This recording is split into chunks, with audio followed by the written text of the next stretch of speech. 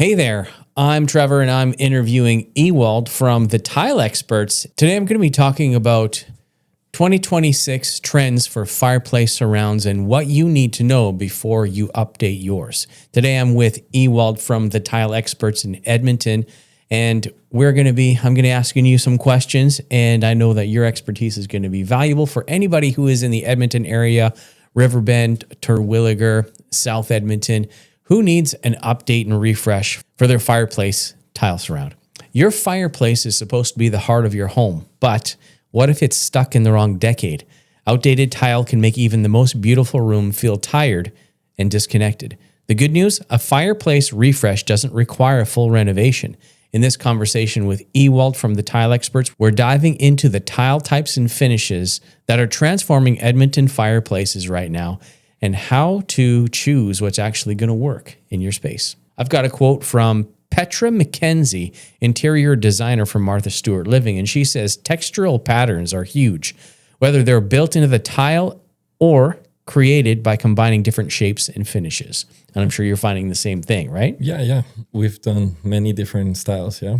I'm going to jump into the questions for you, okay? Number one, when homeowners in Edmonton contact you looking to update their fireplace, what's the first thing that you ask them, and why does it matter more than jumping straight to tile selection? Well, we just want to know what is the reason why they're doing this reno. Okay. If they just feel like it's becoming out of trend, or if they just want to, change the way it's set. Some people don't want a mantle anymore. Now they want to just have a flat wall with some returns. So yeah, we just ask that question. And just in case, if they want to do more work in their home where it becomes like a full house reno with their bathroom or entrance. Okay, Ewald, for fireplaces in general, and really a lot of tile work, we're seeing a lot of large format tiles and seamless slabs in modern fireplace design. So what's driving that trend? And is it practical for Edmonton homes where we deal with extreme temperature swings? At the end, when it comes to large format tile, like you were saying, we just have to make sure that the walls or the substrate that we're putting it onto, it's strong enough and it would hold this in place, because some of these styles could be really heavy depending on the thickness. But I think, lately a lot of people are choosing this tile because there is barely any grout joints. It's more about the texture or the veins on it, and then continuing into if let's say there is returns, they would like those to be mitered instead of having metal edges on the side. So it's just all continuous. And if there is a vein, let's say in the corner, you will just see it on the side. But when it comes to large format tile, there is no problems with the temperatures change. Mm-hmm.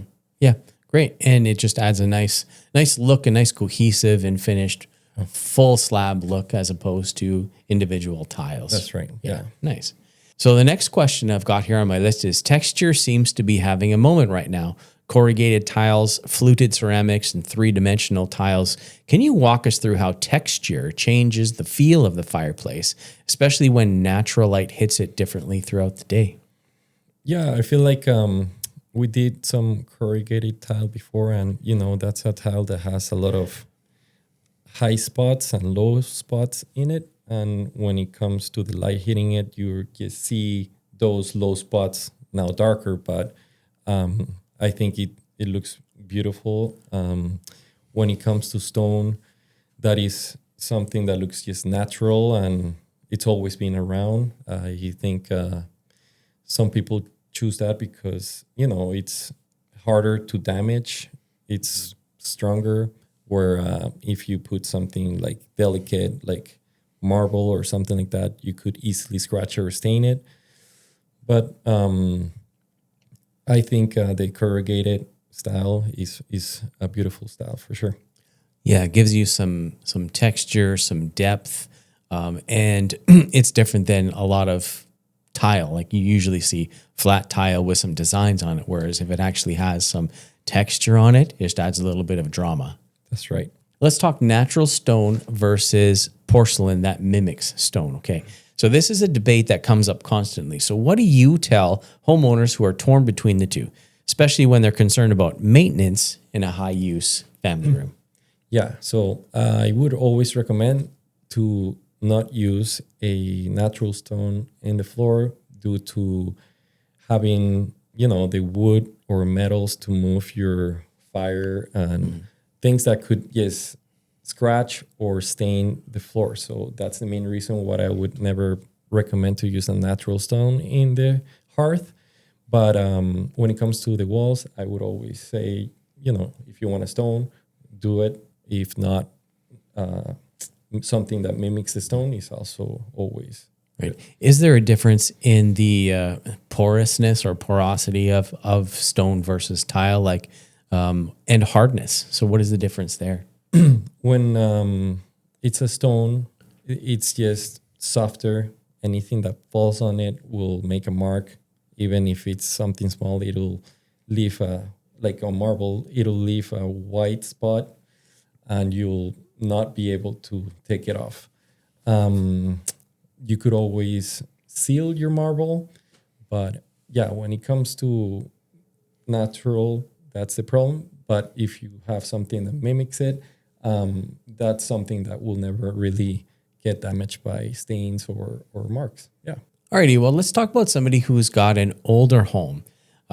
So they've got an older fireplace with brick or basic ceramic tile from the 90s. What's the most cost-effective way to give it a fresh look without tearing everything out?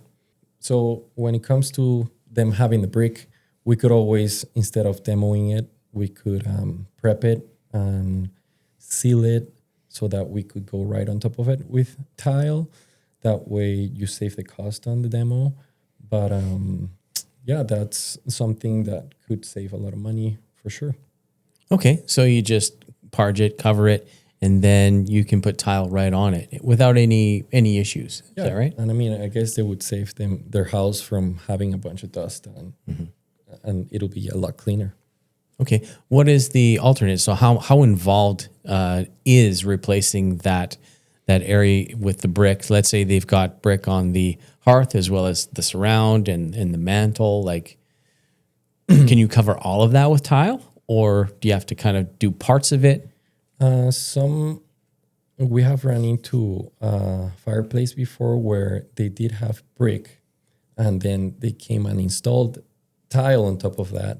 And then they said, I don't want to touch anything behind there because we don't know what's going to come with it.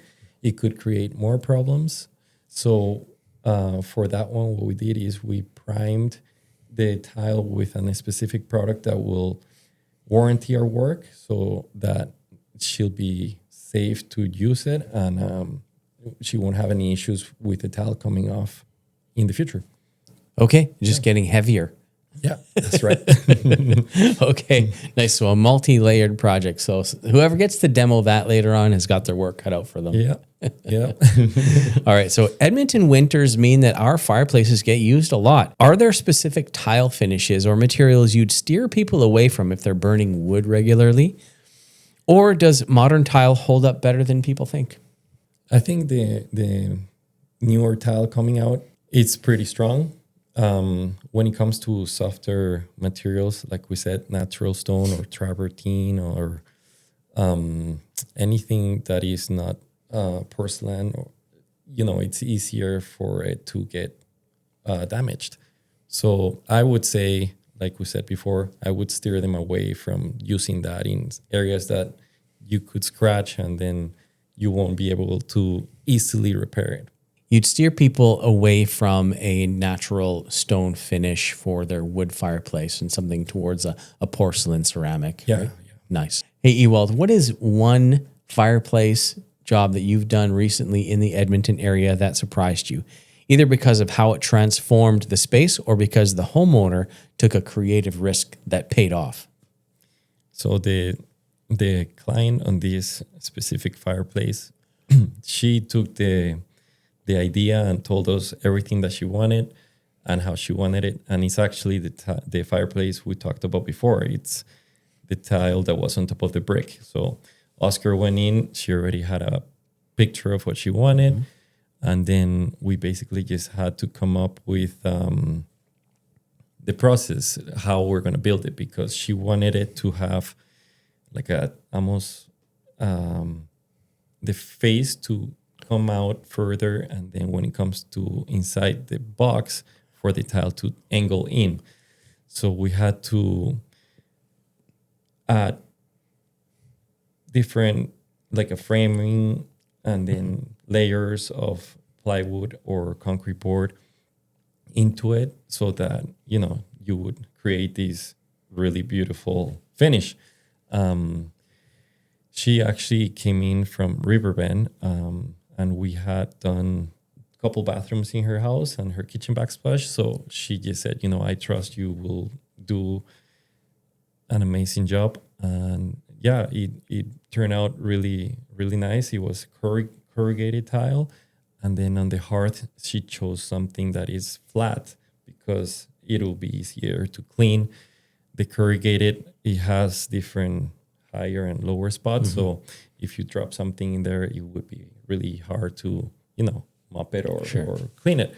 So yeah, no, at the end, she was hoping for something. And I think at the end, it came even better than what she expected. Amazing. Yeah, that's really great. So a place in Riverbend in Edmonton here where you did a complete transformation. That's a really nice thing to hear, that you've done not just one job in their house, but you did multiple tasks in their house, because, it speaks to the quality and workmanship that you guys present at the Tile Experts. Yeah, at the end, honestly, there is another person that came in a month ago or so. Mm-hmm. And we reached out to her because she had already bought the tile herself. So we said, we have another client that is looking at something similar to you. Would you be able to share where you got that from? And she's like, oh, for sure. I get always compliments on our fireplace. And I'm actually looking forward to calling you in the summer so you can come and do another project in our home. Amazing. Yeah. That's great. It makes us really happy for sure to hear that. Absolutely.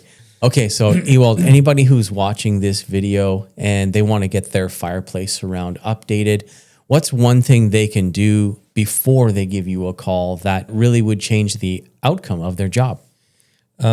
We always mention to them, you could take a picture of your fireplace at the moment, put it in through an AI app so that this could give you ideas of what you want. And then, there is some with mantles, some without mantles, some with returns on the sides. Like, for example, last time we had a fireplace that came in and he had a mantle and it was like a angled fireplace. So I feel like he just didn't want to have any clutter in there. So he said, I don't want a mantle anymore, just a flat surface with square corners. And he chose like a stone on there, but more like a 50-50 marble. And it turned out beautiful. So there is, yes, an idea that they have that we want them to start with. And then we could always show them the path to make it beautiful.